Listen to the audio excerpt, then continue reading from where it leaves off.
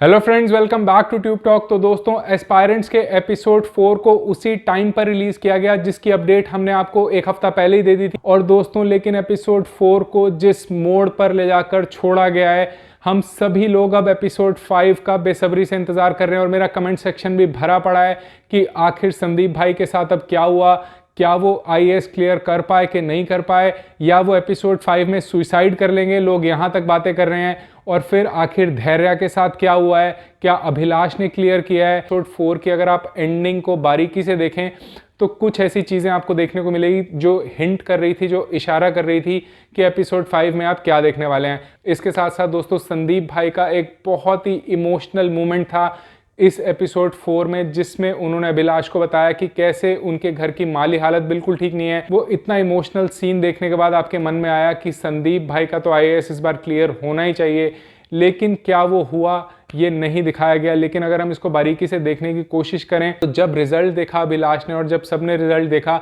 तो अभिलाष के चेहरे पे एक हल्की सी मुस्कान के साथ साथ एक थोड़ी सी चुभन थी, शायद इसलिए कि वो पास हो गया है और अब वो धैर्य से दूर हो जाएगा, इसलिए वो सैड है।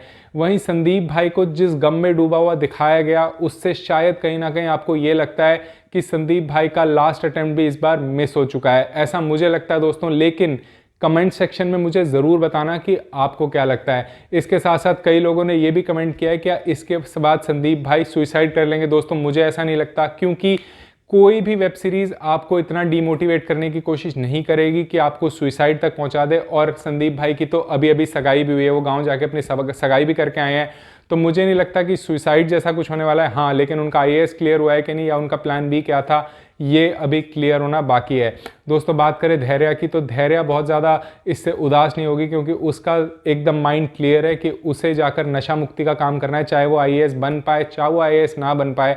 तो उसका एकदम थॉट प्रोसेस क्लियर है। तो हमें धैर्य का क्या हुआ ये उसके फेस एक्सप्रेशन से हमें जानने को नहीं मिला।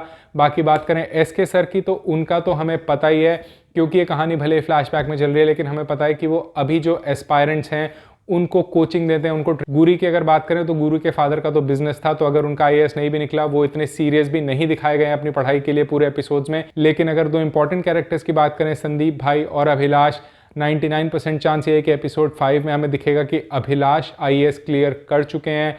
बात करें संदीप भाई की तो अगर उनका आईएएस अटेम्प्ट क्लियर नहीं हुआ इस बार, ये बहुत ही ज़्यादा इंटरेस्टिंग होगा देखना, क्योंकि वो जिस तरीके के इमोशनल कैरेक्टर दिखाए गए हैं, जिनका परिवार का उनके ऊपर इतनी ज़्यादा एक्सपेक्टेशन है कि वो उनके ऊपर बैंक कर रहे हैं कि इस बार वो आईएएस डेफिनेटली क्लियर करेंगे।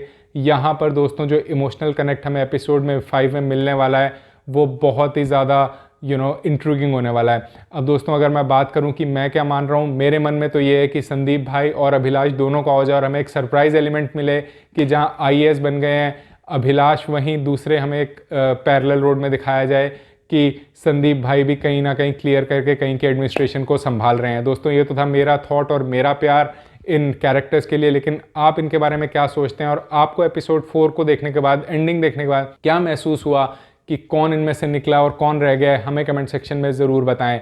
Until we get back to the next video, it's goodbye from Tube Talk.